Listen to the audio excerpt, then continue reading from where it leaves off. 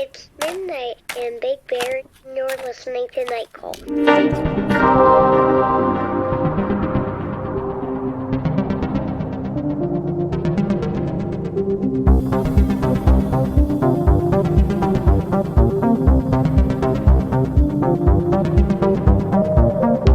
Hello, and welcome to Night Call, a podcast for your strange days and lonely nights. I am Tess Lynch. That was my son, Emmett, special guesting on this episode. I'm here in Los Angeles with Molly Lambert, and in New York, Emily Yoshida.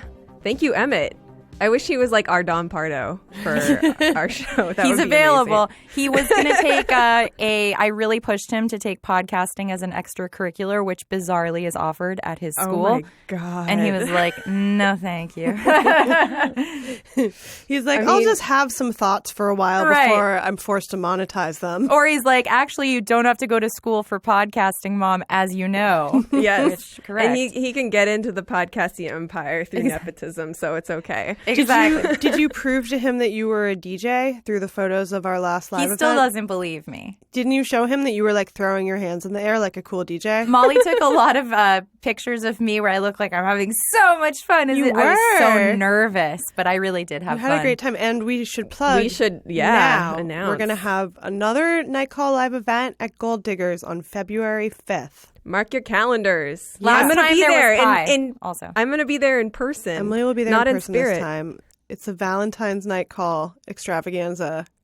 I have an important question. Emily, last time you were DJ Ghost DJ because you weren't there. Are you now going to come up with a new DJ name, or are you still going to be DJ Ghost DJ? Yeah, I got to figure out my actual DJ name because I've had several over the course of the years, but I feel like I need a fresh one for this run of my career. So I'll think about it. But you know, when I used to play radio when I was a kid, because of course I did, my DJ name was Eminem, but it was before Eminem was a rapper. Whoa. So Tess went through a lot of potential DJ names before So many. settling on the one. that she I love finally did. DJ Sinking Feeling. That's a great DJ Thinking name. Feeling is great. What were some of the other ones? Personal to me. DJ Meat Sandwich. Yeah, DJ Meat Sandwich was a close second. I was very distressed that DJ Clams Casino was taken. I Oh felt yeah, really, that was the first thing you Casino's said was great. like Yeah. Clams Casino, and I was like, "That's already a producer," and you were like, "What?" I was so Come on. upset. In my mind, I've been DJ Clams Casino for such a long time. Oh, man. But DJ Sinking Feeling, it's like modern and appropriate to the incarnation of me that exists now.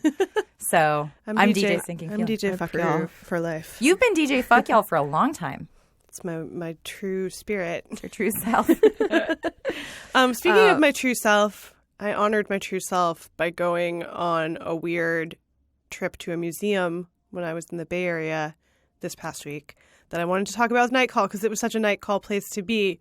Friend of the podcast, Sarah Johnson, told us about it. It's at Fisherman's Wharf. It's called the Musée Mécanique, and it is, I think, mostly a Playland memorabilia museum. I'm not sure if all the stuff comes directly from Playland, which was the weird old boardwalk arcade amusement park kind of thing at the pier in San Francisco at the wharf. But this is just a bunch of weird old arcade machines, sort of like predating gaming even. Do you know when they're from?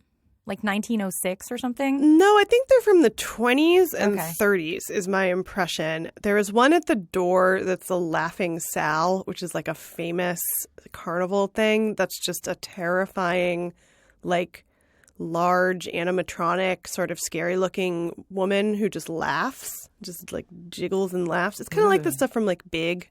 Sideshow stuff. Sideshow Kinda stuff. Coney Island vibes. Definitely like the weird, dark underside of that stuff for sure. Like you Yeah. walk in the museum and the first things you see are like, watch these zoetropes of the San Francisco fire and earthquake of 1906.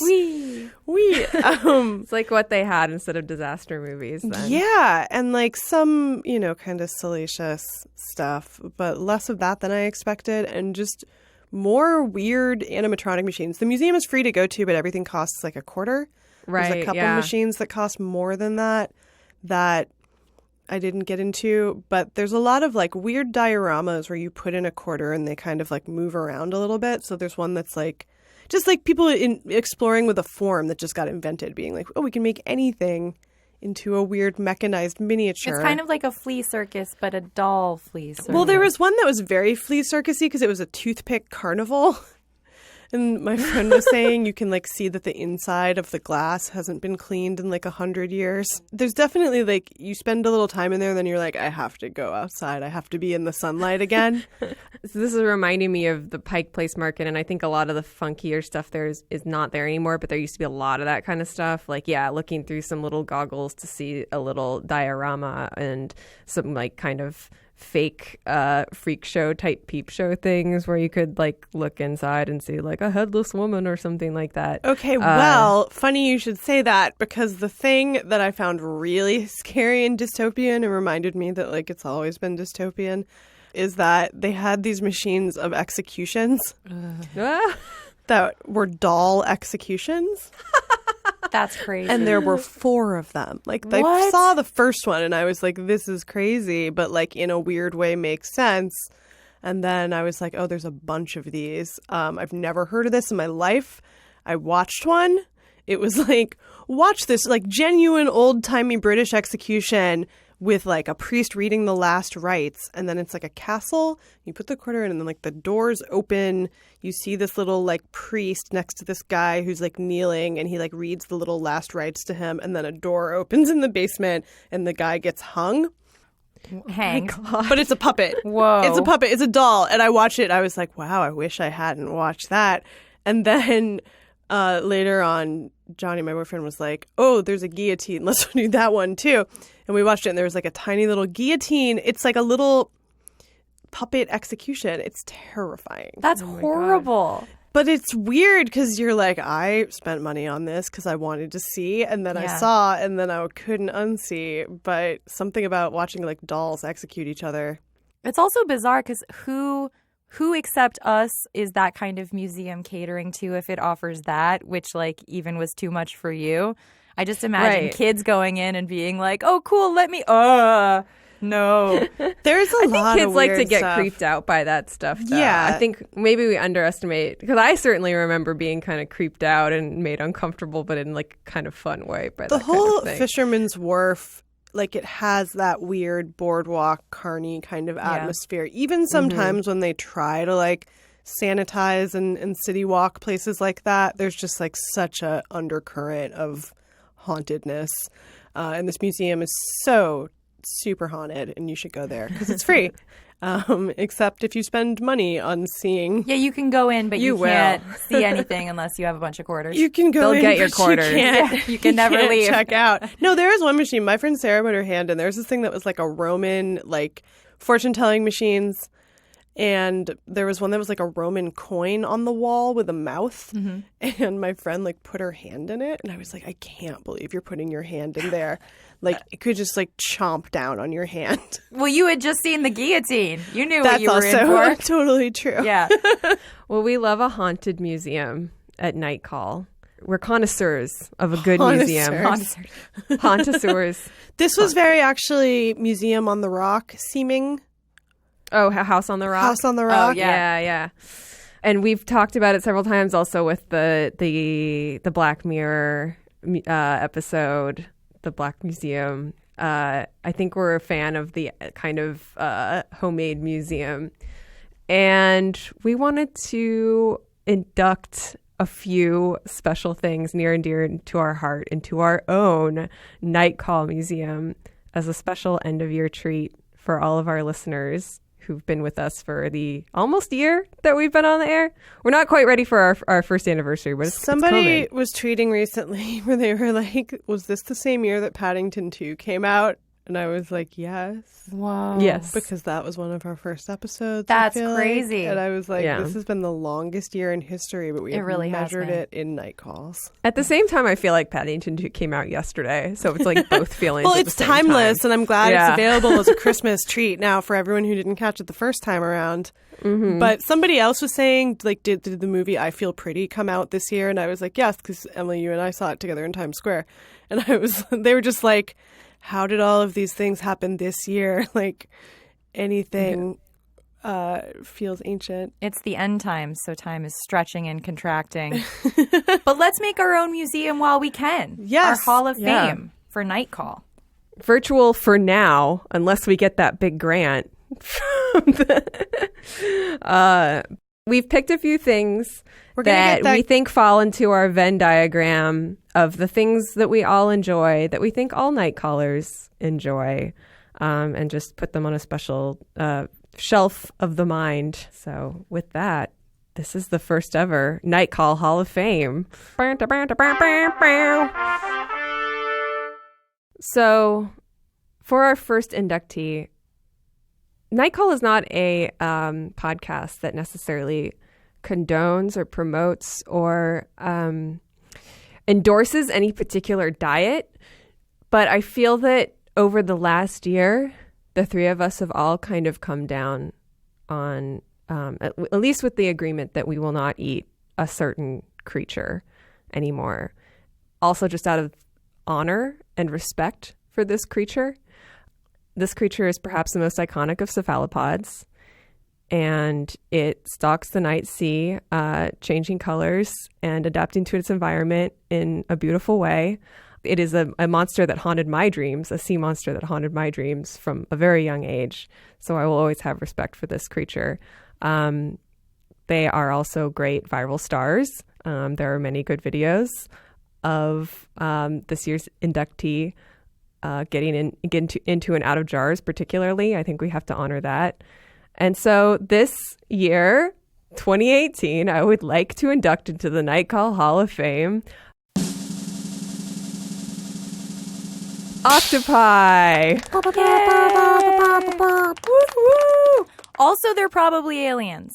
You neglected to mention. I think that's why they are the most night call of all animals. Yeah, they are aliens that swim among us. Misunderstood, strange looking, probable aliens who like to collect things, have senses of humor, and you shouldn't eat them. So I have been reading a bit about octopi or octopuses. Actually, in this book that I read that is by he's both a philosopher and a scuba diver.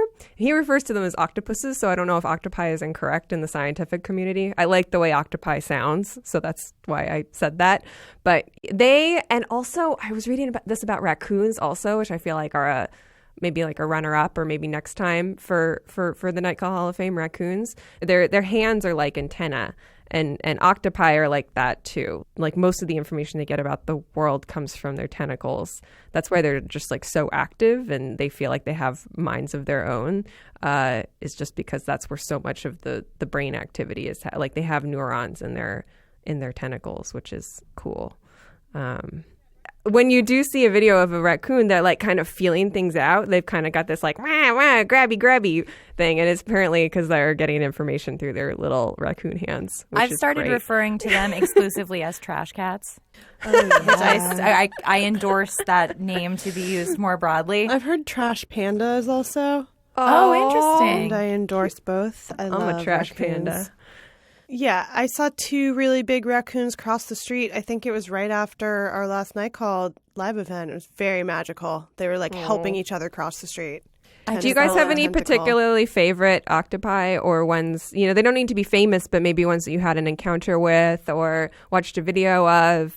Any to call out specifically? I have a tragic thing that Molly, I think we've already talked about it. Molly sent us the saddest article in the world that I posted on the Night Callers Facebook group of like the mother octopus like cannibalizing herself.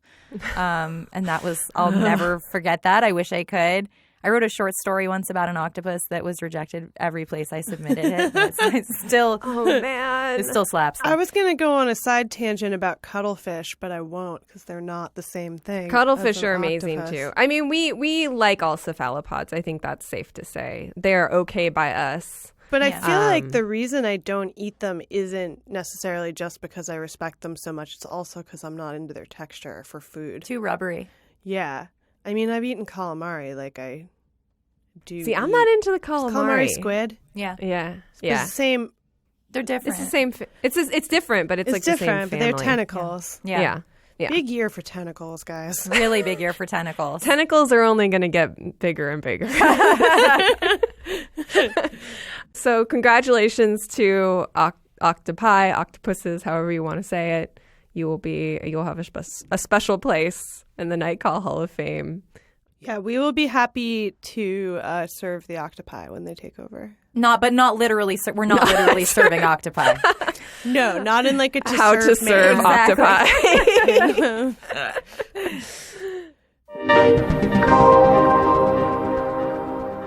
Guys, we've discussed this place a lot over the past year. It's a place, there are many of them, but it's always really the same place. It's always right where you expect it to be. And you always know that when there's nowhere else that feels like the right place for you, this place has its doors open. Ladies and gentlemen, it's the 24-hour diner. A dying Yay. breed. A dying breed. I really thought you were going to say cheers. No, see, that's what I was trying to do. It is wherever. Nobody really knows your name. In fact, I always that's think a plus. I don't want to go to a place where everyone knows my name because usually when I go to a diner, I'm just like getting away from some Right, other. you I just want crave the the cloak, anonymity. the cloak of fried. Yeah. Someone chimed in recently. We were talking about a 24-hour diner in Seekonk, Massachusetts.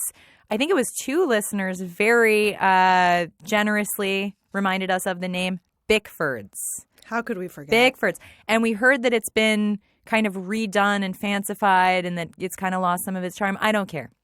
If it's still 24 hours, and actually I'm not sure if it was actually 24 hours. Because Fred 62, for instance, Los Feliz 24, quote-unquote 24-hour diner, not They're actually. 24. Oh, they're No, not? I don't think so. I think they're closed at 4 until 7. They take a 3-hour break, I believe. feel like a lot of diners that are supposedly 24 hours will also take a break if there's like no traffic at a certain point. Yeah, which I as they respect. should. Yeah. Yeah, as long as if you're almost 24 hours, I'll give it to you. Fatburger also, I think, closes at like 4.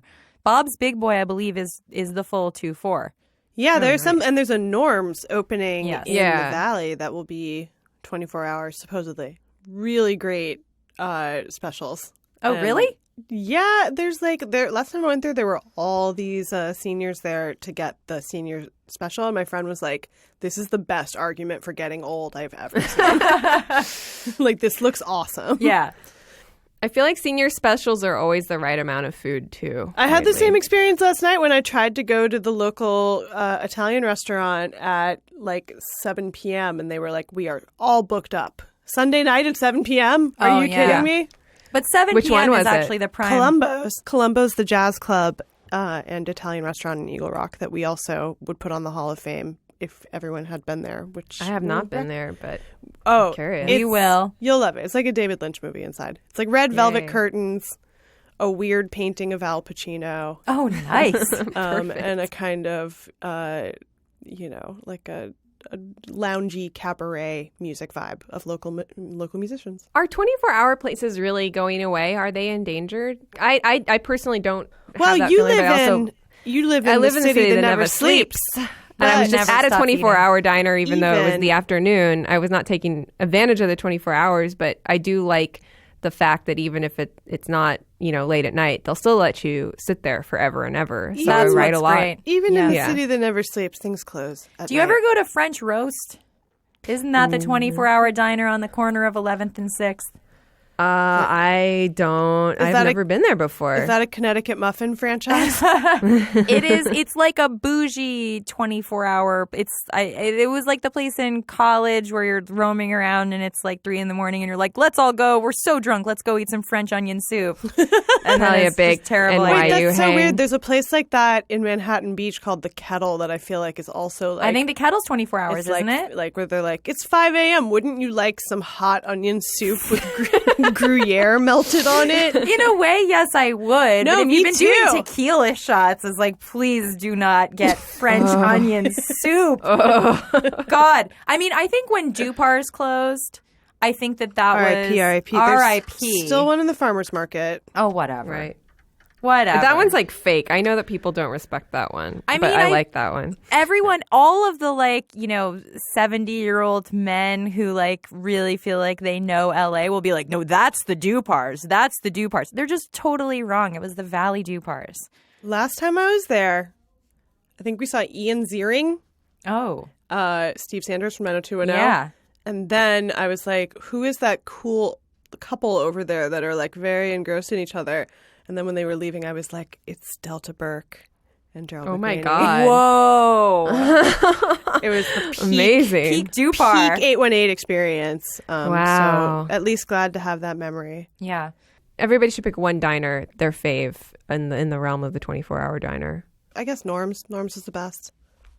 I can't say Bickford's now because I haven't been since 2005, but I'm going to go ahead and time travel back to like 2003, 2004, and Bickford's it. Pickford's. Emily, how well, about if you guys aren't going to pick Waffle House, then I'm going to pick Waffle House. Oh, yeah. Yeah. Even though Is there- it's been a second since I've actually been to one, because in Chapel Hill, where I most frequently am in the South now, there's a place that the locals consider superior to the Waffle House.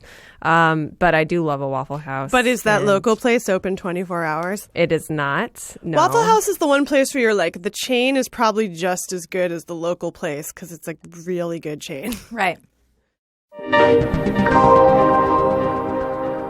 Kind of an underdog contender for the Hall of Fame. Although Emily said, who doesn't like it? You know what I'm talking about. The moon. Guys, how cool I is did the know what you were moon? talking about. So fucking cool. I love the moon. God, I love the moon. Who The could older- argue against the moon? The older I get, the more I believe in the powers of the moon. My mom, for the longest time, has been like, you seem a little high strung. Could it be the moon? And I was like, no, I don't think so. And now I'm like, well, maybe it was the moon. Wouldn't it be nice if it was? Yeah, I My know. favorite conspiracy theory that's not real is the like, well, your body's like 90% water, isn't So it the moon's controlled by the pulling you. moon tides? You are the tide. It's true. Much like astrology, you're like, wouldn't it be nice if there was a system that governed everything and things made sense? A lot of calls, there's stuff goes on though systematically with the moon. Like there's more crimes and stuff. I have all the scientific evidence to back it up clearly. Sometimes is there more crimes when the moon is bright or when there when is it's full. Or It's full moon really? fever, man. That makes no Yeah, sense yeah. though, because that is when everyone can see you doing your crimes in the bright But it's moonlight. easier to makes you see your nuts. crime. Yeah, but do your crimes in the new moon, in the dead of night, trawling the night sea. Like an octopus. Yeah, do your crimes when there's no moon. So or you no could be one can like, see. if everyone else is also doing their crimes with the full moon, you want to do your crime. There's less cops. You know what I'm saying? Resources are spread thin. It's power in numbers. Emily, where do you fall on the moon? Does everybody know where their moon is in their chart? No. Speaking of astrology, Our math teacher in 10th grade did it for Tess and I, but I have forgotten. That was a 12th grade math teacher, Molly. Really? Yeah. Okay. He did our he did our charts. Bears Think my mentioning. moon is in Scorpio. Oh my gosh. oh my God. I know, because the math Yikes. teacher was like, "Well, that's why you're a Virgo, but you've got this." Because I was tried to lead a walkout in the class one time or something. Shockingly. The tyranny of your astrologer math teacher. He was so Sounds like nice. the coolest math teacher No, of he all was time. just so nice that we pushed him so around as a class because he was such a nice dude, and we were a bunch of senior. Who were in remedial math, by Yeah, the way. yeah. It was remedial math. Do you feel like you're more of the Horseshack or the Vinnie Barbarino? I think. See, this bears on what we'll be talking about later of what roles we occupy. I have no objectivity about that math class. You're Who the, would you? You're the Vinnie Barbarino. You think? Okay, I'm kind of flattered. I'm the actually. Horseshack. You are the Horseshack. I did my my end of the year project on the echo boom of population, and it was just me being like, "See, all these people had babies, and then they went on to have babies. Look at that math. There's it. your math right there. Got an A. Anyway, the moon. The moon. I will say one note from the cinema about the moon. There are some good depictions of the moon in cinema going all the way back to the silent era. If there was one movie of the moon that I wish I could cut out from another movie and just enjoy on its own, it's the end of First Man, a movie that we will never discuss on this podcast ever again. I will not see that movie, but Yeah. I laughed very hard at Ira Madison's description of it when he was like, the reason like people don't like this movie is because it's just about like Ryan Gosling wants to fuck the moon. That's accurate. Well, I don't know about that, but the end of it, like, especially on the big screen, is a fucks very the good moon? case. Yeah, he fucks the moon. It's a good case for the wonders of the moon. It's very cool looking. Don't you wish that movie weren't about Neil Armstrong or whoever it is, and it was just like an hour-long Just about the moon? narrative? No, the real thing, and he doesn't want to fuck the moon. He wants to like throw a necklace into the moon, which is like stupid. It's like the entire scene of like, not to spoil First Man for people, but like the entire scene is this wonderful like stately scene of grandeur on the moon, and then it becomes like, oh, because he's still sad about his daughter, and then that's and it kind of cuts the mood. But up until then, it's pretty rad. Molly, you recently talked about the moon landing with a friend of the pod.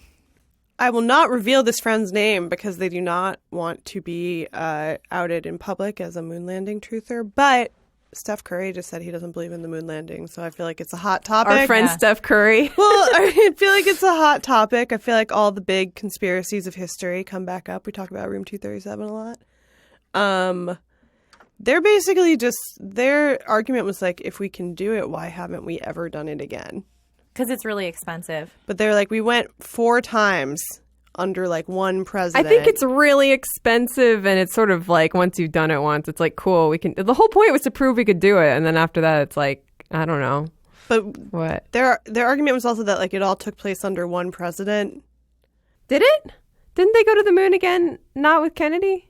Or not with, not under, Nixon. I think they were Yeah. saying that it happened all 4 times under Nixon. Can't prove this. Fact check.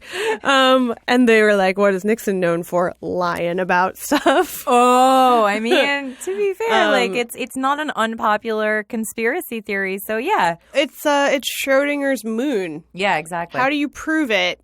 Especially if people don't just automatically believe video Right. of things. Which now we know you should not. So Yeah, well, now you shouldn't. Yeah. Should we fake a Mars landing? I said we should fake it and get all the men to move there with Elon. Well, that's our plan. Don't tell them our plan. Did I ever tell you guys that I met somebody who was like a finalist for the Mars One thing? Oh, that is yeah. probably not happening anymore. I also wouldn't wish humans on Mars. I don't want to go to space at all. I just feel like humans don't deserve another planet. No. Like, And also, I mean, if you're going to go to a planet, shouldn't you go to one of the very Earth-like planets that have been discovered within the past, like, 2 years? yes. Is that just too Those hard? are too far away, yeah. If they're They're too far away. We don't have Yeah. faster than light. We don't have FTL. I want to conserve our resources until we can, though. I don't really think, like, I think we're jumping the gun and being like, let's just see what we can do. Let's see if we can go to Mars. It's like, let's wait. Let's hold It's off. also like, hey, also, as a control, look at this other planet we fucked all the way up. Exactly. Maybe. And I saw some article that was like, colonizing Mars will like destroy any life that might exist on Mars and we'll just never know. Right. I still think that the best option is to do like they did in Wall-E, where they have like the giant by and large ship where people go around in their little floating seats. And Oh, they're just no, on I the hate ship for a that. million years. I hate it, but at least you're not destroying other planets. At least you're in a vessel. But You've they created still- your own planet to destroy. They still make trash and throw it into space. The space trash. Yeah. But I mean, it's a dim view of the future for sure. It's bad, but let's leave Mars alone. So for our next nominee, I feel like there were many potential films and or television shows that we could have inducted into the Night Call Hall of Fame. Many works of art that are near and dear to our heart, that speak to us, that embody our values. But I think that if we had to pick one, at least this time around, for this first year, we would go to one that kind of goes all the way back to the beginning of our show and our identity, who we feel we are within the podcast world. This is a film by a filmmaker that I think we all generally like, but I don't think we necessarily have, maybe we don't agree about all of his movies, except for this one. And it gives you a little bit of everything, namely 3 dudes, 3 of the best dudes, a alcoholic reporter, a cartoonist who turned detective, and a cop played by Mark Ruffalo, the best kind of cop, if you have to have one. this movie that we are inducting into this year's Night Call Hall of Fame is Zodiac. Ooh. Yay! I fully forgot you were going to do Zodiac, and You had no idea what she was talking when about? you were talking about it, I was like, this is the best description of showgirls I've ever heard. Next year. Because you had mentioned Paul Verhoeven as another possibility, or Eyes Wide Shut. Then I was like, is she describing Eyes Wide Shut? No, Like it has to be Zodiac. Those it's are Zodiac. Those are they orbit There are us. But totems. this is at our center. Is Zodiac. Yeah, Zodiac. Okay, so I was going to ask about this because I was trying to like put together some notes of what I was going to talk about in my opening, and I was thinking that I was like I think in general I'm a Fincher fan, but I feel like we have some wildly varying opinions on the movies of his that we like. Like I'm like probably not as big of a Gone Girl fan as I feel like you guys are, but I like it okay. It's just not my fave. And then I recently saw Girl with the Dragon Tattoo for the first time, and I was like, this movie is trash, and it I makes me can't actually believe you kind of lose didn't respect see for it him. before. I know. The hacker. Yeah. The hacker with... The industrial hacker in me didn't get it. It was too close to home. We've I was talked like, a why would I bunch, just I want to feel watch a like. movie about I me? feel like we've talked about the Nordic noir boom Yeah, a little bit. yeah. I talked about The sure. Snowman a bunch on my other podcast, Molly Sleazy Friends. We gave you all the clues. Yeah. We gave you all the clues, just the Nordic noir boom, when people were like greenlighting all this stuff just because it was like, it's in the snow, people get murdered. Yep. There's that one Black Mirror.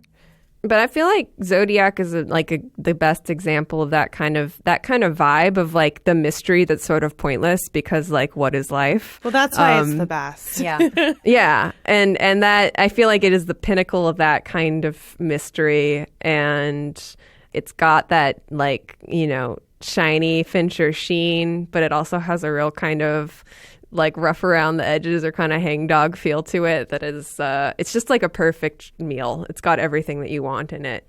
It's like an action movie where the action is thinking really hard. Yeah. Wow. Did I crack the code? You did. You're right. Yeah.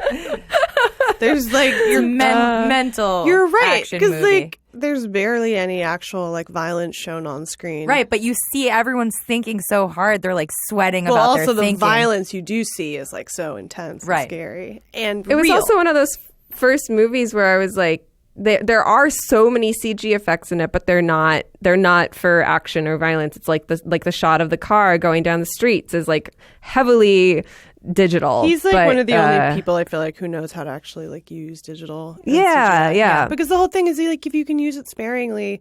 Like this is what nobody does. Like Jurassic Park, they used it sparingly. Right. That's what people forget. And then as soon as they had done it once, they were like, let's just do it all for everything. And then you never had practical effects again. But like the best thing is a blend. Yeah, That's my a fine blend. my. Do we all strong feel feeling. comfortable still with our assignments as far as the three dudes of Zodiac go? I think we're pretty much. I'm sitting here with notes on my lap. They're really in-depth notes about mostly diners. So I think I'm still Graysmith. Do you guys still feel right? I mean, I'd like to live on a houseboat. Yeah. Yeah. Well, would you though? In now theory. and In theory. now you love Fisherman's Wharf, so you'll just like live on your houseboat and go to Fisherman's Wharf all the time in your live San Francisco life. by the weird. I think that's almost the Rockford Files. I think he's in a van in Malibu. Again. Great lifestyle. Wait, that reminds me. Yeah. I have another nominee. Oh.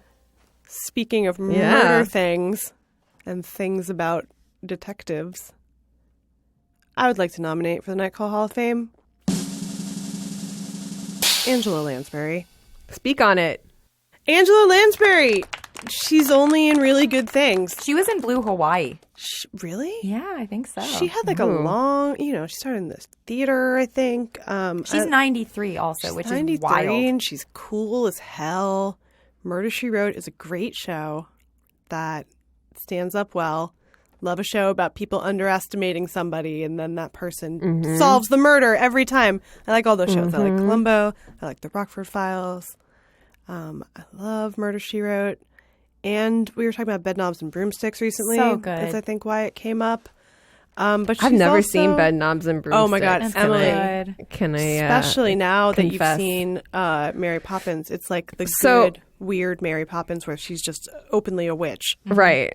Well, so I don't want to spoil this for you guys too much, but I think by the time this episode comes out, the world will know. So I might as well get it out there. But did you know that Angela Lansbury is in Mary Poppins Returns? No, is she a human teapot?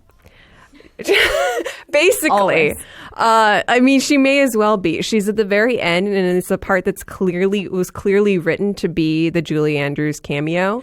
But I think, but then Julie Andrews didn't want to be in it because the line that she gave was like, oh, I didn't want to hog the spotlight from Emily Blunt. I wanted to let her have her moment. But I think she can't really sing anymore. Julie Andrews She doesn't can't. want to ruin the illusion. And the scene is a song, like she sings a song. So instead we have Angela Lansbury there who's like, it doesn't make any sense, but it's totally not unwelcome. Well, You're if just you've like, seen oh, great. Bed Knobs and Broomsticks, it's almost like a sidequel to Mary Poppins. It's like Yes. the same kind of like weird Victoriana kind of the stuff that we were talking about for the Weird Museum. I'm talking about weird boardwalky stuff. That I love to laugh vibe. Yeah, there's Just like being in a room with some old men and then laughing and going to the ceiling. that part is so weird in Mary Poppins. I forgot about love that. it. There's a part It's where so like fun. the Knights of Armor come to life in Bed Knobs and Broomsticks. Yes. Is the main thing I remember. But It's she's also a very long movie. it's long. She's a witch. It's weird. It's a whole buffet.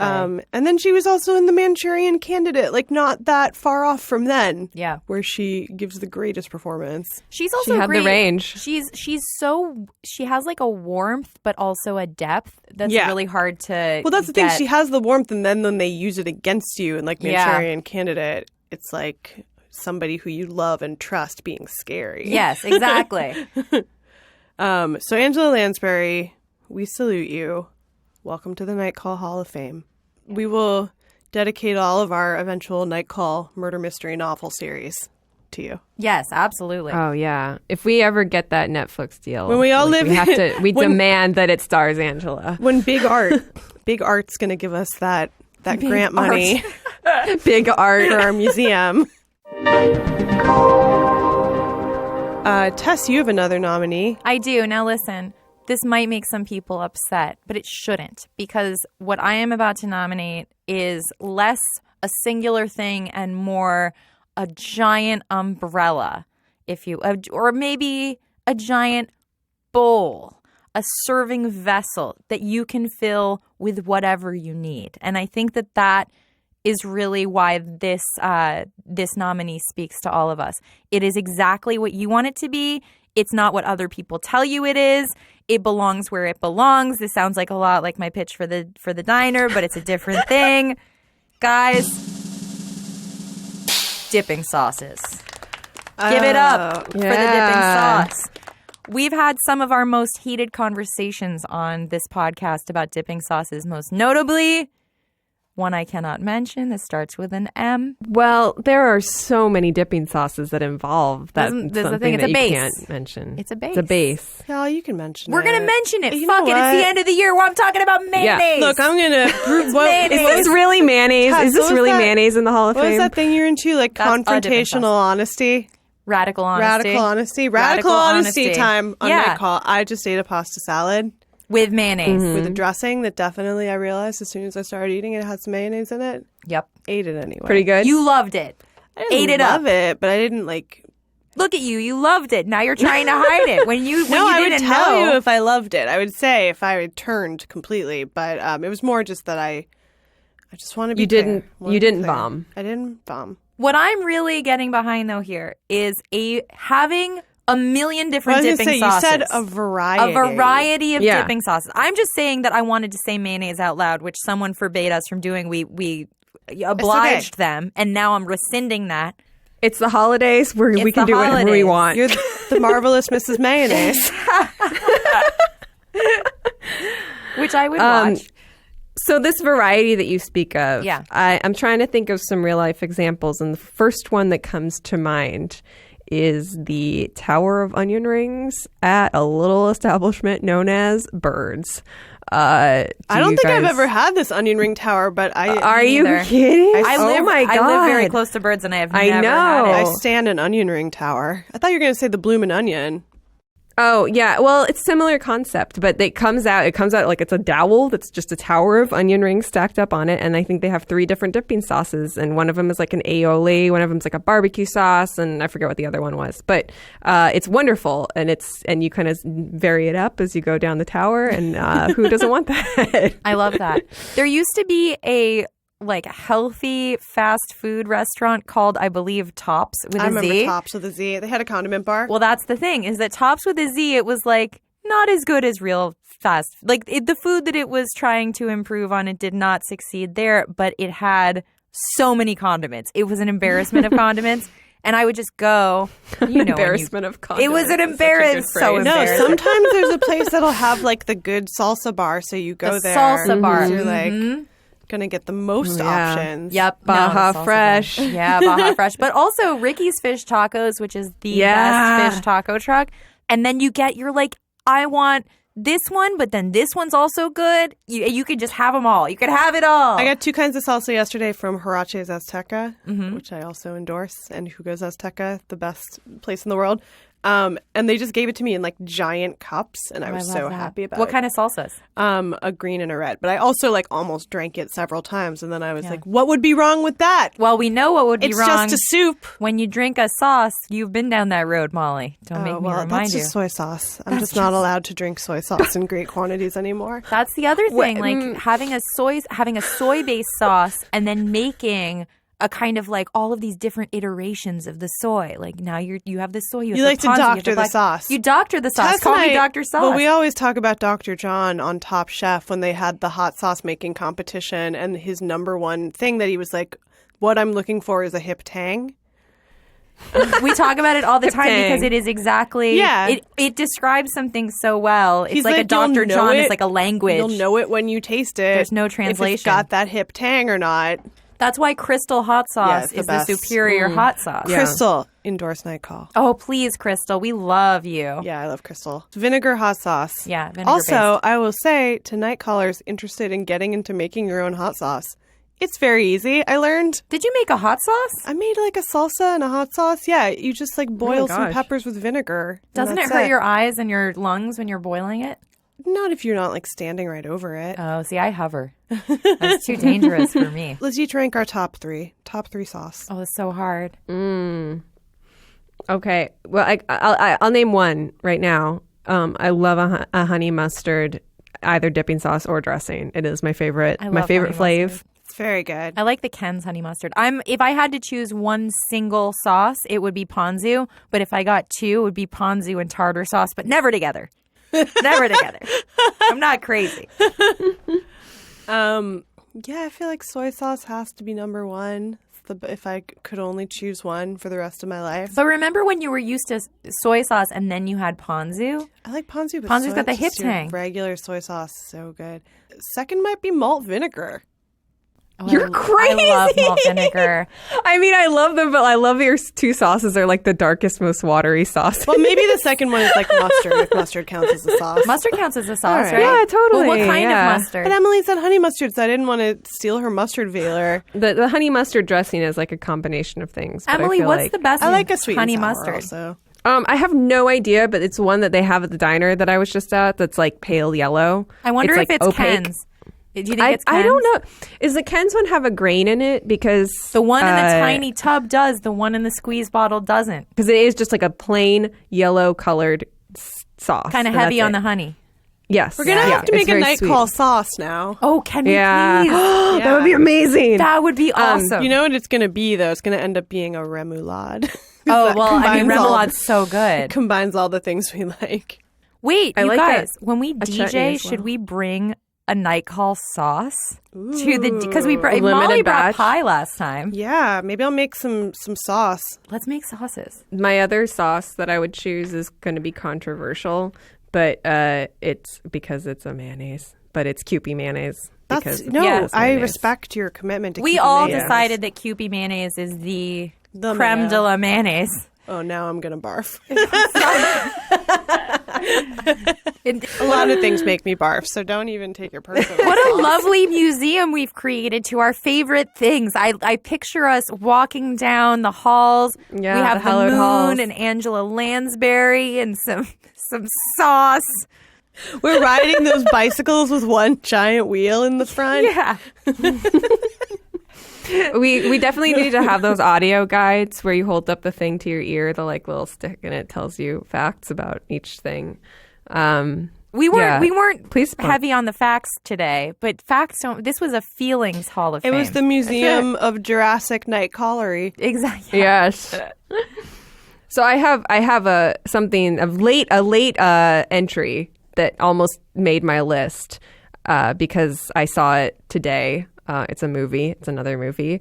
And I immediately texted Molly and Tess and said that it was perhaps Nightcall's movie of the year. And that is the movie Aquaman, which is incredible. I feel like it has all of our favorite things in it, including octopi. I was saying this ties in perfectly with my plan to make the cool new catchphrase, "It's wet." I wish the catchphrase for Aquaman was "Get wet."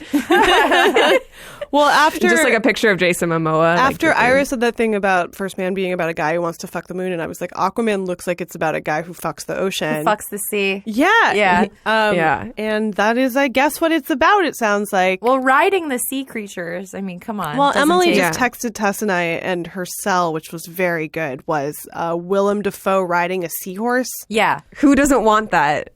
From a big blockbuster. Apparently it's doing very well in China, and it does feel like one of those movies that's like engineered to do really well in China, but like I can't, like it's engineered to do really well in my heart too. It's so wacky. It looks like a blacklight poster. It's so great. We love a sea kingdom. It's true. We love a wacky sea It kingdom. it kind of sounds like a deviant art, like fan art thing come to life, where you're just like, what if this? Oh, look, it exists. What if this? Oh, here you go. You know, I feel like a lot of the stuff about dark, gritty superhero movies has like robbed superhero movies of what would make them fun, which is like being very weird. Yeah. And so it seems like the weirdness is coming back, and not just in a Deadpool, like zingery way, but maybe in like a Willem Dafoe riding a seahorse way, which is all I really want. Not just Patrick Wilson's also in it, and he wears like a mercape. You said something else about like Nicole Kidman and crabs, just like my god. Nicole Kidman is wearing like a crab arm as like armor at one point, and then like throws it off, and you realize that it was like a crab arm, and I just like started laughing out loud. I was so happy. Oh, sounds great. Sounds like a weird George Méliès Anyway, thing. yeah. Listeners, if you have any recommendations for the Night Call Hall of Fame, you should give us a call at 240-46-NIGHT. Or an email at nightcallpodcast@gmail.com, or you can hit us up on Twitter at nightcallpod, on Facebook at nightcallpodcast, or on Instagram at nightcallpodcast. And we plan on doing this every year as long as we're around. So, and we'll also link to some kind of virtual place where all of our Hall of Fame picks can live. And maybe like, I would love to have like one of those old guest books, like an Angel Fire site where people can write their comments and tributes to each of our picks. So we'll figure out a way to get that up off the ground. Happy New Year, everybody. Happy New Year. Oh, wait, I have one last thing. I'm just going to make a wish right now on the podcast. I didn't get permission from Emily or Molly, but I'm doing it anyway. So I've noticed that there has been some kind of campaign to get Oh Hello to host the Oscars. And I need to put it out onto somewhere that I just need that to happen. And so just send good vibes, because that's the only way the Oscars It's the only way they could good. redeem it at this point. It's the only redemption. So that is my wish for all of us for the new year. I'm right there with you. Oh my God, that would be the best. Happy New Year. Happy New Year.